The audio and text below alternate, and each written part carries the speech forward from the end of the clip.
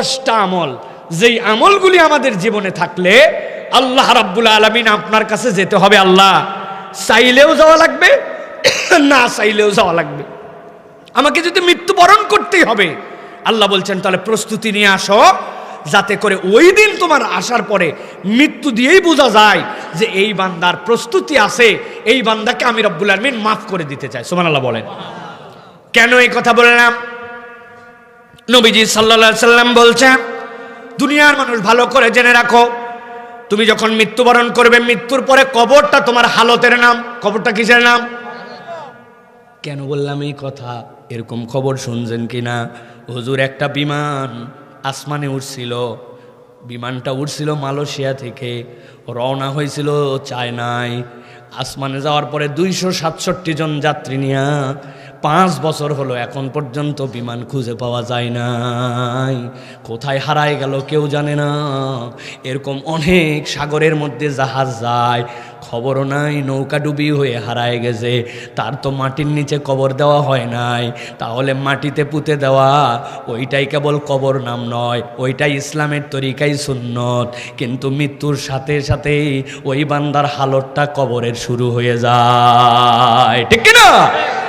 এই জন্য মৃত্যুর পরে যে হালত শুরু হয়, আল্লাহ নবী সাল্লাল্লাহু আলাইহি সাল্লাম বলছেন, এরপরে ওই বান্দার কবর থেকে তার জন্য 2 ধরনের ব্যবস্থাপনা হয়ে যেতে পারে। হুফরাতুম মিন হুফারিন নার, ওইটা তার জন্য জাহান্নামের অগ্নিকাণ্ড হয়ে যেতে পারে, অথবা রাউদাতুম মিন রিয়াদিল জান্নাহ, অথবা এটা জান্নাতের একটা টুকরা হয়ে যেতে পারে। কাদের জন্য সেইটা হবে? কিয়ামত তো অনেক পরে, কবে কিয়ামত জানি না। আল্লাহ রাব্বুল আলামিন সিংহায় ফুৎকার দিয়ে উঠাবেন, তবে বান্দার কিয়ামত তো এই কবর যেদিন মৃত্যু সেদিন থেকে শুরু হয়ে যায়। এই জন্য বান্দা কিয়ামতের চিন্তা অনেক দূরে, ওই কবরের চিন্তাটা, হালতের চিন্তাটা আগে করা লাগবে, যাতে করে আল্লাহ এমন একটা মৃত্যু নিয়ে যেতে পারি আমার যেন কবরের জিন্দেগি থেকে জান্নাতের দরজা খুলে যায়, আমার কবরের জিন্দেগি থেকেই যেন আমার পোশাকটা জান্নাতের পোশাক আল্লাহ আমাকে পরায় দেয়, ঠিক না? আমরা কি চাই যে আমাদের কবরটা যেন আল্লাহ রাব্বুল আলামিন জান্নাতের টুকরা বানান? কারা কারা চাই? হাত দুটো টান করে তোলেন। কারা কারা চাই? লিল্লাহে তাকবীর। হয় নাই? লিল্লাহে তাকবীর। হাত নামান।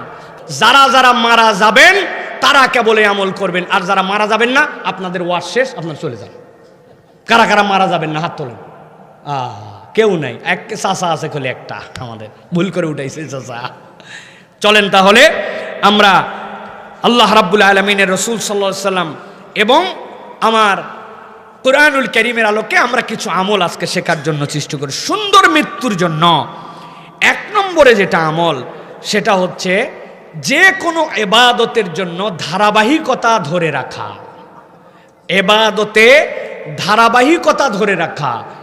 আজকে করলাম, কালকে বাদ দিলাম, তারপরের দিন করলাম, তারপরের দিন ছেড়ে দিলাম, এরকম নয়। ইবাদতের মধ্যে ধারাবাহিকতা ধরে রাখা, এটা হচ্ছে বান্দার উত্তম মৃত্যুর একটা আমল। সুবহানাল্লাহ বলেন। নবীজি সাল্লাল্লাহু আলাইহি সাল্লাম বলছেন, আহাব্বুল আমালি ইলাল্লাহি আদওয়ামুহা ওয়া ইন কাল্লা। আল্লাহ নবী বলছেন, ও দুনিয়ার মানুষ, তোমার আমলটা যদি কম হয়, অল্প হয়, একদম দেখা যায় আমল তেমন কিছু নয়, কিন্তু তুমি যদি ওইটা ধারাবাহিকভাবে করো, এই ধারাবাহিকতা তোমার জন্য আল্লাহ এত পছন্দ করেন, এইটা তোমার জন্য উত্তম মৃত্যুর একটা আল্লাহ ব্যবস্থা করে দিতে পারেন। বেশি দান করে না, কিন্তু নিয়ম করছে প্রত্যেক দিন কিছু না কিছু দান করেই করে, অথবা নিয়ত করছে সকালে যে প্রথম আমার কাছে চাই, দিনের শেষে যে আমার কাছে চাই, আমি এটা কখনো বন্ধ করি না। একই মসজিদে সালাত আদায় করে, ওইটার সে পাঞ্জেগানা মুসল্লি, কিন্তু তারপরেও তার নিয়ত আছে প্রত্যেক দিন 1 টাকা হোক, 5 টাকা হোক, 10 টাকা হোক, আল্লাহর ঘরে সে প্রত্যেক দিন দান করে। দুনিয়া একদিক হয়ে যাবে, কিন্তু তার এইটা বন্ধ নাই। আল্লাহ নবী বলছেন, তোমার আমল যদি কম হয় কিন্তু সেটার যদি ধারাবাহিকতা থাকে, আল্লাহ তোমাকে উত্তম একটা মৃত্যুর নিশ্চয়তা দিতে পারেন। কিন্তু এর ব্যতিক্রম আপনি একটু হিসাব মিলায় দেখেন, জুম্মার দিনে মুসল্লি কিন্তু ওয়াক্তের নামাজ পড়ে না, এরকম মুসল্লি আমাদের এলাকায় নাই। জুমার দিনেও আবার ঠিকঠাক মতো আসে না, সোয়া একটার দিকে আসে, আসার পরে মসজিদে ঢুকে না, বিরাট বড় সামনে জায়গা, শীতের দিনে একটু রোদ রোদ উঠছে, মোবাইল বার করে এবার উপরে ঠেলে, নিচে ঠেলে, ডানে ঠেলে, বামে ঠেলে, ভিতরে ঢোকে না। এরপরে যখন খুতবা শেষ, তারপরে যখন কদ কামাতিস সালাহ শিশুর কেটে দৌড় দিছে, ভিতরে এক জুতা আর এক জুতা বাইরে। এরকম মুসল্লি আছে না? না। তাইলে আপনি কি ধারাবাহিক নামাজ পড়তেছেন চিন্তা করেন। উনি জুম্মা থেকে জুম্মা বাদ দেয় না, এত ধারাবাহিক মুসল্লি। একজন বলছে শীতের দিনে আমি কখনো গোসল করা, কোনোবারে গোসল করা বাদ দেয় না। বলছে বাপরে বাপ, ভিআইপি লোক তো তুই, কোনোবারে গোসল করা বাদ দিস না মানে কি? বলছে একবার শুক্রবারে করি, পরের শনিবার, তারপরের রবিবার, তারপরের সোমবার, সেই হিসাবে মাসে পরে 4 দিন বাদ দিছে। তাহলে ধারাবাহিকভাবে প্রতিদিনই করতেছে। উনিও বলতেছে আল্লাহর দয়ায় আমি জুম্মা ছাড়ি না, কিন্তু মধ্যে তার কিছু নাই। কেমনে হলো? আল্লাহ বলছেন এই জন্য তুমি যদি উত্তম তোমার মৃত্যু চাও, তুমি কেমনে শুধু শবে কদরের মুসল্লি হও, তুমি কেমনে কেবল লাইলাতুন নিসফু মিনাশ শাবানের মুসল্লি হও, তুমি কেমনে শুধু বিপদে পড়লে মুসল্লি হও, তুমি কেমনে উমুকের জানাজায় আসছো জানাজার দিনের মুসল্লি হও। না না না, উত্তম মৃত্যুর নিশ্চয়তা হচ্ছে ইবাদতের মধ্যে ধারাবাহিকতা রক্ষা করা। আমি যে ইবাদত করি কন্টিনিউ সেই ইবাদত অব্যাহত রাখতে হবে। নতুন নতুন কিছু আমল নিজের জীবনে যুক্ত করতে হবে। আমার যারা তরুণেরা, যুবকেরা, নিজের জীবনে এমন কতকগুলো আমল যুক্ত করো, দুনিয়া একদিক হবে তুমি ছাড়বে না। প্রত্যেক দিন আল্লাহর নবীর প্রতি 10 বার দরুদ পড়ি আমি। প্রত্যেক দিন আমি কমসে কম একবার হলেও মসজিদে ঢুকলে তাহিয়াতুল ওযুর নামাজ পড়ে, দুখুলুল মসজিদের নামাজ আমি পড়ি। আমার বাদ যায় না, বাদ যায় না। আমি এটা কন্টিনিউ করার জন্য চেষ্টা করে প্রত্যেকটা নামাজের পরে আমার নিজের ওজিফা আছে। যত দুনিয়ার ব্যস্ততা থাক, 5 মিনিট আল্লাহর জন্য ওয়াকফ করা। আমি উঠে যাই না, সালাম ফিরালাম, তড়াক করে উঠে গেলাম, তড়াক করে বের হয়ে গেলাম। না না না, দুনিয়ার সময় আল্লাহ দিছে, আল্লাহরে যদি আমি সময় দেখাই তাহলে ওই কবরে যাই অসীম সময়ে ওই আল্লাহরে আমি কেমনে পাবো? আল্লাহরে আমি সময় দেখাই, মালিক আল্লাহরে আমি সময় দেখাই, আমার সময় নাই। অথচ নাকে হাত দিয়া মুখ ধরে নিঃশ্বাস বন্ধ করে দেখো, 1 মিনিট 14 সেকেন্ডের পরে ফাঁপড় লেগে যাবে। 1 মিনিট 37 সেকেন্ডের পরে প্র্যাকটিস না থাকলে ভিতরের সেলগুলা ফেটে যেতে যাবে। 2 মিনিট 57 সেকেন্ড পার হয়ে গেলে তোমার খবর খারাপ। যেই আল্লাহর দেওয়ার সময়, ওই আল্লাহরে সময় দিয়া 5 মিনিট আল্লাহর জন্য ওজিফা করে না। তরুণরা তো করে না, মুরব্বীরা পর্যন্ত এইগুলা আমলের আশেপাশে নাই। চায়ের দোকানে সময় পার করে দেয়, আড্ডায় পার করে দেয়, মোবাইলে ইউটিউব দেখে, বাড়ির মধ্যে খবর, ওই টিভির রিমোট চাপতে চাপতে টিভির রিমোটকে পোষা বানায় ফেলছে। তারপরেও তার একটু নতুন করে হুঁশ হয় নাই। প্রত্যেক দিন 1 পাতা কোরআন শরীফ পড়ে না, প্রত্যেক দিন একটুখানি ওজিফা করে না। ও ভাইরা, কবরের জীবনে যদি যেতে হয় তাহলে আমাদেরকে উত্তম মৃত্যুর জন্য ইবাদতে ধারাবাহিকতা আনা লাগবে। রাজি? রাজি? একটা আমল বলে দিয়ে যাই। আল্লাহ নবী সাল্লাল্লাহু আলাইহি সাল্লাম দোয়া করেছেন, আল্লাহুম্মা বারিক লানা ফি রজব ওয়া শাবান ওয়া বাল্লিগনা রমাদান। আল্লাহ তুমি আমাদের রজবে বরকত দাও, শাবানে বরকত দাও, আমাদেরকে রব্বুল আমিন তুমি রমজানে পৌঁছায় দাও। মুরব্বীরা যারা, তরুণরা যারা নিয়ত করো, আল্লাহ নবীর আমল ছিল এই 2 মাসে বেশি বেশি রোজা রাখা। আমি অত বেশি রাখতে না পারলেও সোমবারে একটা রোজা রাখবো, বৃহস্পতিবারে একটা রোজা রাখবো, আর আগামী মাসের আইয়ামে বীজের 13, 14, 15 রোজা রাখবো। এই সোম থেকে রোজা শুরু হবে, বৃহস্পতি থেকে রোজা শুরু হবে। অত বেশি আমার সাহারি খাওয়া লাগবে না। 2টা খেজুর, একটু পানি খাইলাম, একটা সিদ্ধ ডিম খাইলাম, 1 গ্লাস একটু দুধ খাইলাম, একটুখানি অ্যালার্ম দিয়ে রাখলাম। ফজরের ওয়াক্ত শেষ হওয়ার আগে গুগলের থেকে সার্চ করে দেখে নিলাম আজকের সাহারির শেষ সময় কখন। এই রকম করে আমরা যদি এই রোজাগুলা রাখতে পারি অন্তত পক্ষে, তাহলে আল্লাহর কাছে বলতে পারবো, আল্লাহ তোমার নবীর যে আমল ছিল ওই আমলে আমার জিন্দেগিতে সোম আর বৃহস্পতি রোজাগুলা রেখেছি। পারা যাবে? পারা যাবে? তাহলে 1 নম্বর যে ইবাদতের মধ্যে ধারাবাহিকতা ধরে রাখা। যেটাই করব ধারাবাহিকভাবে, কখনো করলাম কখনো বাদ দিলাম এরকম না, ধারাবাহিকতা আপনার রাখতে হবে। 100 বার করে তাসবিহ পড়ছেন, ওটা আজকে পড়লাম, আরেকদিন একটু ব্যস্ততায় বাদ দিলাম না। আপনার ইবাদত ওজিফাগুলা ধারাবাহিক থাকবে। এটা আপনি সিজনাল মুসল্লি না, সিজনাল আমলদার না, সিজনাল টুপিওয়ালা না, সিজনওয়ালা না। ওই যে নেতাদের মতো ভোট আসলেই চরিত্র চেঞ্জ হয়ে যায়, ঠিক না? এক নামাজ নাকি 2-3 মসজিদে পড়ে অনেক সময় বাধ্য হয়ে। এরকম নয়, আমাদেরকে আল্লাহর জন্য ইবাদতে ধারাবাহিক হতে হবে। 1 নম্বর গেল। 2 নম্বরে কেউ যদি তার জীবনে উত্তম মৃত্যু চায়, 2 নম্বর তার আমল হচ্ছে যখনই তার পাপ হবে তখনই সে তওবা করবে। পাপ হইছে, তওবার জন্য অপেক্ষা করবে না। আল্লাহ কোরআনে বলছেন এই যে তওবা, এইটা হচ্ছে একটা হালতের নাম। তওবা হচ্ছে বান্দার জীবনে একটা হালত। হালত মানে কি বোঝেন? হালত হচ্ছে একটা বর্ণনা। আপনার ঘুমের মধ্যে আপনার মুখের মধ্যে একটা মশা বসছে, আপনাকে বলা লাগে না, অটোমেটিক আপনার হাত মুখে চলে আসে, ঠিক কিনা? কখনো কি এরকম হয়েছে নাকি যে মুখে বসা বসছে আর আপনি পেটের মধ্যে বাড়ি দিয়েছেন? তার মানে কি আপনার এখানে মশা বসলে আপনার এই পর্যন্ত হাত আসবে। এইটা হচ্ছে আপনার একটা হালতের নাম, এইটা আপনার একটা অবস্থার নাম, যেইটা আপনার প্র্যাকটিস করতে করতে করতে করতে এরকম হয়ে গেছে। আল্লাহ বলছেন বান্দা গুনাহ তো তোর হবেই, কিন্তু বান্দা উত্তম মৃত্যু যদি তুই জীবনে পেতে যাস তাহলে তোর জন্য আমল হচ্ছে তওবা হবে তোর হালত। যখনই তোর ভুল হবে তখনই তুই আল্লাহর কাছে তওবা করে ফেরত আসবি। আল্লাহ কোরআনুল কারীমের মধ্যে বলছেন নবী আপনি বলে দেন কি বলবেন আমার উম্মতের জন্য, আমার বান্দার জন্য, আপনার উম্মতের জন্য আমি আল্লাহ ঘোষণা দিচ্ছি। আল্লাহ জানাচ্ছেন কুল হিয়া ইবাদিয়াল্লাযীনা আসরাফু আলা আনফুসিহিম লা তাকনাতু মির রাহমাতিল্লাহ।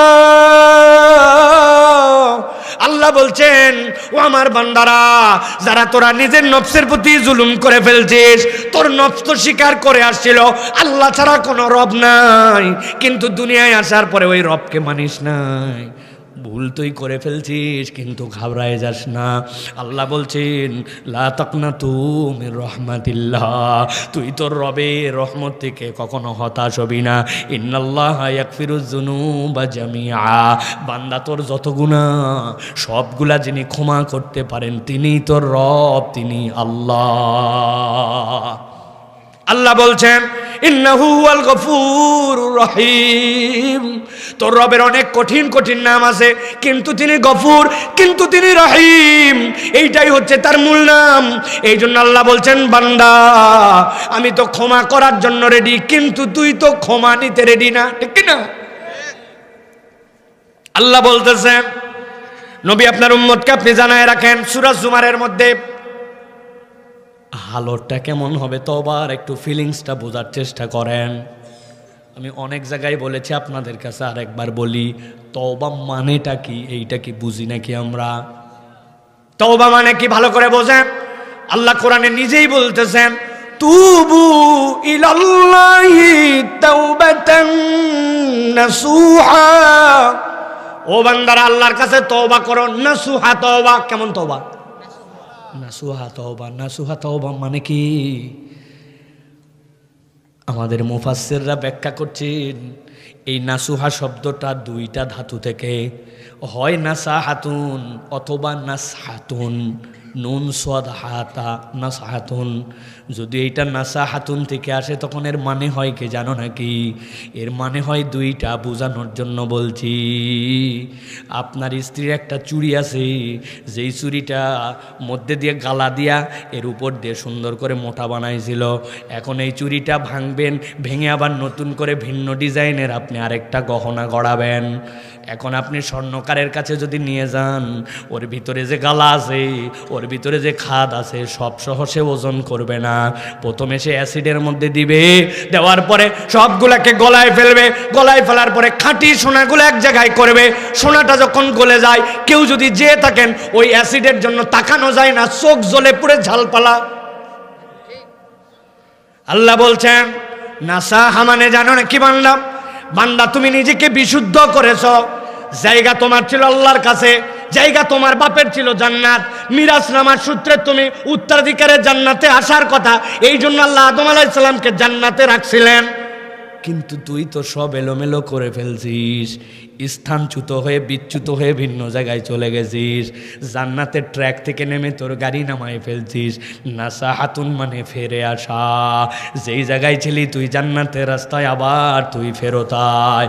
আল্লাহ বলছেন তুবু ইলাল্লাহি তাওবাতান নাসুহা, মানে বান্দা তুই আল্লাহর কাছে ফেরত আয়। আর যদি এটা নাসাহাতুন থেকে আসে তার মানে কি হবে? কুমিল্লার লোকের বোঝা সহজ। আপনার এলাকায় কারো যদি নাতি হয়, কারো যদি পোতা হয়, পুতি হয়, তাহলে দাদা দাদি নানা নানি তাদের কিছু প্রস্তুতি আছে না নাই?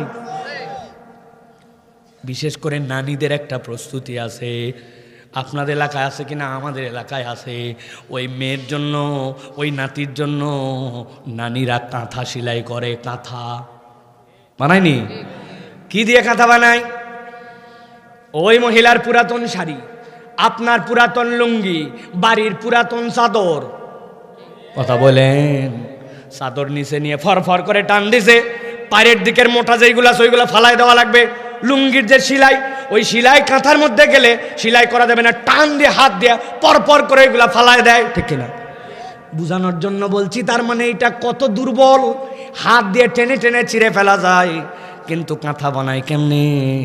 প্রথমে সুন্দর দেখে ফুলওয়ালা যে শাড়িটা দিছে, এরপরে মধ্যে দিছে পুরাতন পচা চাদর, তার উপরে দিছে আপনার আরেক দিকে লুঙ্গি, এরপরে দেওয়ার পরে বড় বড় ফোঁড় দিয়ে দিয়ে প্রথমে সেলাই করে আটকায় নিছে।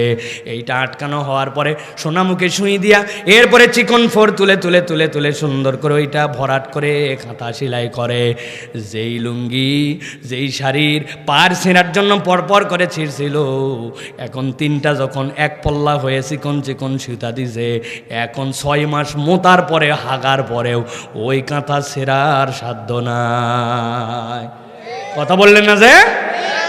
আমার আল্লাহ বলছেন তুবু ইলাল্লাহি তাওবাতান নাসুহা। ও বান্দা, নাসহা মানে কি জানো নাকি? তোর সম্পর্ক আল্লাহর সাথে ভেঙে গেছে। বান্দা, ভাঙা সম্পর্ক জোড়া লাগা। তোর রব তোকে ছেড়ে দেয় নাই। তোর রব বলছে তোর রব তোর জন্য দয়াদ্র, সব গুনাহ তিনি ক্ষমা করতে পারে।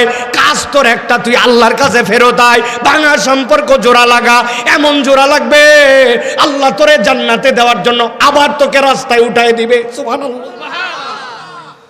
আল্লাহ কোরআনে বলছেন ওয়ানিবু ইলা রাব্বিকুম ওয়াসলিমু লাহু মিন ক্বাবলি আন ইয়াতিয়াকুমুল আযাবু সুম্মা লা তুনসারুন।